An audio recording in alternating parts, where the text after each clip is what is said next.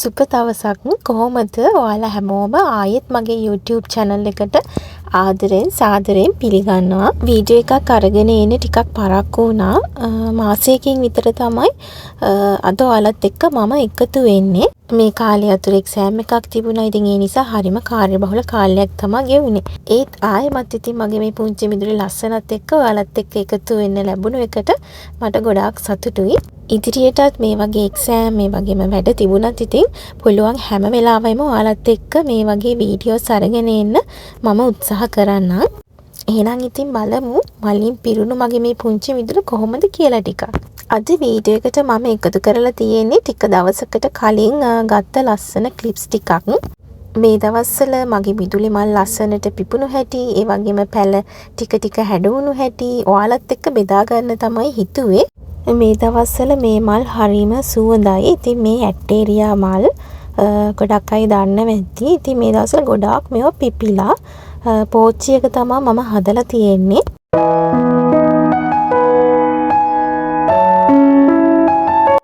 ඒ වගේම මේ වගේ ලස්සන විසිතුරු පැලක් තියෙනවා.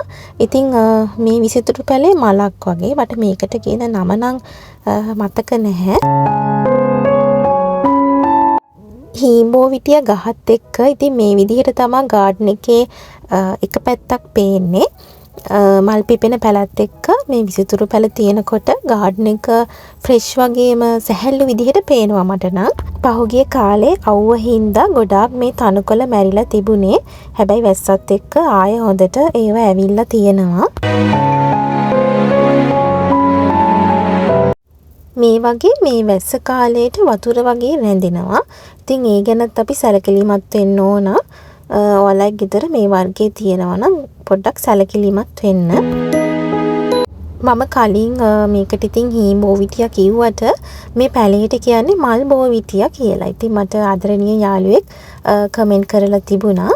ඉතින් පුරුද්දට ඒ වුණාට හීම්බෝ විටිය කියලාම තමයි කියවෙන්නේ. ඒකත් මම මේ වගේ ලොකු පොට් එකක තමයි හදලා තියෙන්නේ. ඉතින් ගොඩාක් පැල මම මේ පෝච්චි වල තමයි මෙහෙම හදලා තියෙන්නේ.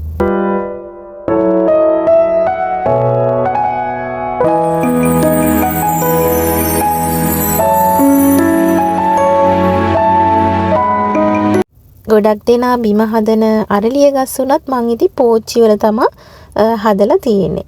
අරලිය ගසොත් ඉතින් හොඳට අතු මුල් අද්දවන ශාකයක්. අපිට අතු වලින් හොඳට පැල කර ගන්න පුළුවන් මල් වර්ගයක්. මෙන්න මේ රතු පාට මල් වර්ගයට කියන්නේ ලැන්ටානා කියලා. ඉතින් හරිම ලස්සනයි. හැමදාම හැමතිස්සෙම මලුත් තියෙනවා. ඒ වගේ මේ මෙතන තියෙන මේ ලස්සන ලා රෝස පාට මල පැන්ටාස්. ඒකත් හරිම ලස්සනයි. අවුවට හොඳට හැදෙනවා. ඒ වගේම ඉතින් බෝගන් විලත් අතු කප්පාදු කරාට පස්සේ හොඳට මල් පිපෙන්න ගත්තා. අවුවට හොඳට ඉතින් බෝගන් විලා වලටත් මල් පිපෙන්න හේතු වෙනවා.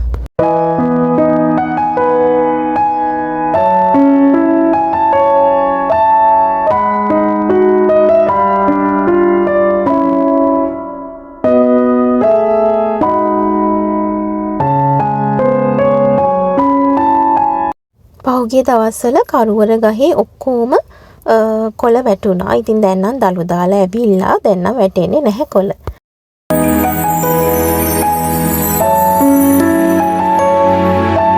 මේ තියෙන්නේ බෝගන්විලා ගස් ටික. ඉතින් පැය 5ක්වත් හොඳට හිරු එළිය වැටුණොත් තමයි ගොඩාක් මල් පිපෙන්නේ.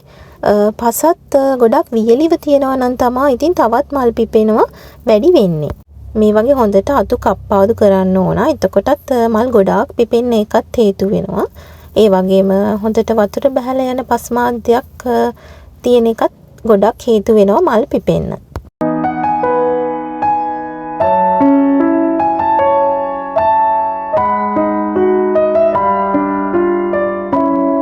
ඒ වගේම මේ පොපි මල් වලටත් එහෙමයි. ඉතින් අවුව තමයි ගොඩාක්ම ඕන වෙන්නේ. අතුවලුනුත් හොඳට බෝ කර ගන්න පුළුවන් ශාක වර්ගයක් තමයි පොපි මල්. ඉතින් මෙතන ඉඳන් තමයි ඉතින් විසිතුරු පැල වර්ග ගාඩන් එකේ හදන්නේ මම. මොකද මේ කළුවර ගහ නිසා අවුව මෙතනට වැටෙන්නේ නැහැ. ඉතින් මෙතන මල් පිපෙන ගස් ඒ හින්දා හරියන්නේ නැහැ. මේ වගේ විසිතුරු පැල තියෙන ශාක වර්ග තමයි ඉතින් හරියන්නේ.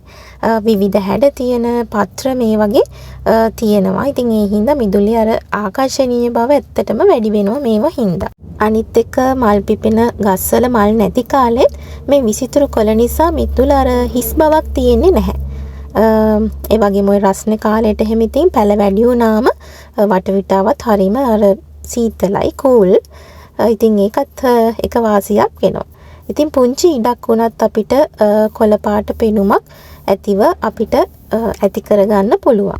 ඔයා හිතන්නේ මිදුලක් ලස්සන කරගන්න පුළුවන් මල් පිපෙන පැල තිබ්බොත් නැත්නම් විසිතුරු පැල හොඳයි කියලාද? ඉතින් මට නම් හිතෙන්නේ මේ දෙකම ගාඩන් එකට වැදගත් කියලා තමයි හිතෙන්නේ. ඇත්තටම මල් පිපෙන පැල කියන්නේ අපේ මිදුලට ඇත්තටම අලුත් බවක් වගේ දෙයක් ගේනවා. ඉතින් මේ දෙකම මිදුලකට වැදගත් වෙනවා. මොකද මේ දෙකේම අර වෙන වෙනම විශේෂත්වයන් තමයි තියෙන්නේ. මොකද මල් පිපෙන කාලේට මිදුලම පාට පාටින් පිරෙනවා. ඉතින් ඒ වගේම හරිම ලස්සනක් ගේනවා මිදුලට මලක් පිපිලා තියෙනකොට. ඒක ඉතින් වෙනමම හැඟීමක් තමයි ගේන්නේ. අනිත් එක සමනල්ලු මීමැස්සෝ වගේ සතුන් එන්නේත් මේ මල් පිපෙන ගස් අපේ මිදුලේ තිබුණොත් තමයි. හැබැයි ඉතින් සමහර පැලවල හැම කාලෙම මල් පිපෙන්නේත් නැහැ. නිතර පොහොර දාන්න ඕන, කප්පාදු කරන්න ඕන, වැඩිපුර අවුව ඕනේ. ඉතින් ඒ වගේ ප්‍රශ්න මෙන්න මේ විසිතුරු පැලවලට නම් නැහැ ඇත්තටම.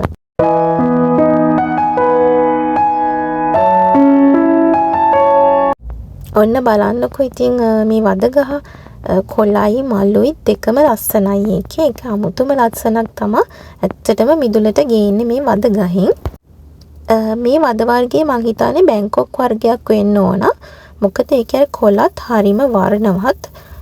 මල් පිපෙන්නේ නැහැ කියලා ප්‍රශ්නයක් නැහැ. කොළ විතරක් තිබුණත් හරිම ලස්සනයි. පැලතවාන් වල එහෙම ලස්සන වද වර්ග ගොඩාක් තියෙනවා. දැන් අර ලොකුවට මල් පිපෙන එක එහෙම. ඉතින් ඉදිරියට බලමු ඒවා එකතු කරගන්න. මොකද මේ වර්ග පහසුවෙන් අපිට නඩත්තු කරන්න පුළුවන් වර්ග. ලොකුවට පොහොර වර්ග එහෙම අවශ්‍ය නැහැ මේ වද වර්ග වලට. හැබැයි ඉතින් මන් ටිකක් අර අතු කපනවා. එතකොට අර පඳුර වගේ හදාගන්න පුළුවන්කම තියෙනවා එතකොට.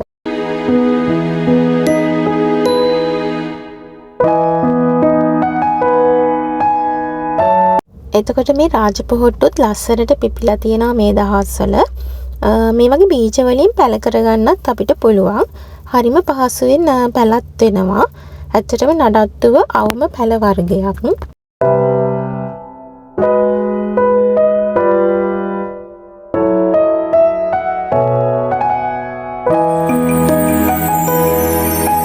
ඔන්න මෙයා නම් මම පෝච්චියක තමයි හදලා තියෙන්නේ.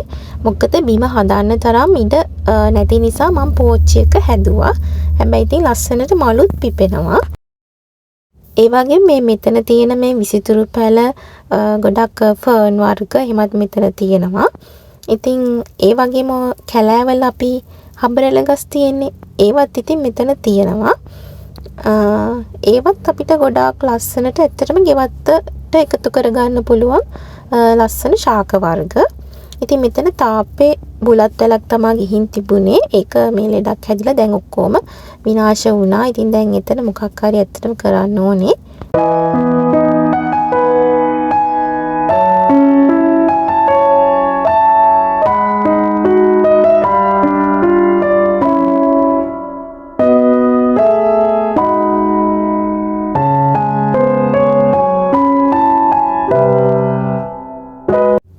මේ පැලේ අත කළුවර ගහ අල්ලගෙන උඩට යනවා. ඉතින් ඒකෙත් කොළේ හරිම ලස්සනයි.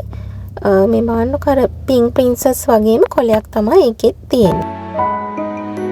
ඔන්න ඉතින් පුංචි පුංචි අතු පැල කරලා හදපු කෝලියාසුත් දැන් ලස්සනට පඳුරු වගේ හැදිලා තියෙනවා. මේ කෝලියාස් වර්ගෙත් හරිම ලස්සනයි. මලක් වගේ තමයි ඒකේ කොළෙත් තියෙන්නේ.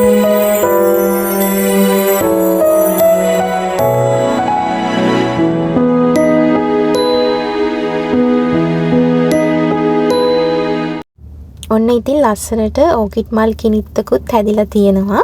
ඉතින් මේ වර්ගයට කියන්නේ මම හිතන්නේ ජම්බෝ වයිට් ඕකිඩ් කියලා. හැබැයි ඉතින් මාසයකට ආසන්න කාලයක් මෙයා මෙහෙම තියෙනවා. පර වෙනවා ගොඩාක්ම අඩුයි මේ වර්ග. ඉතින් වීඩියෝ එක හොඳයි කියලා හිතනවා නම් ඔයාලා ලයික් එකකුත් දාගෙන කමෙන්ට් එකකුත් දාගෙන යන්න අමතක කරන්න එපා. තවත් ඔයාලා කැමති වීඩියෝ එකකින් මම ඉක්මනින්ම හම්බෙන්නම්. පරිස්සමින් ඉන්න. ගිහින් එන්න.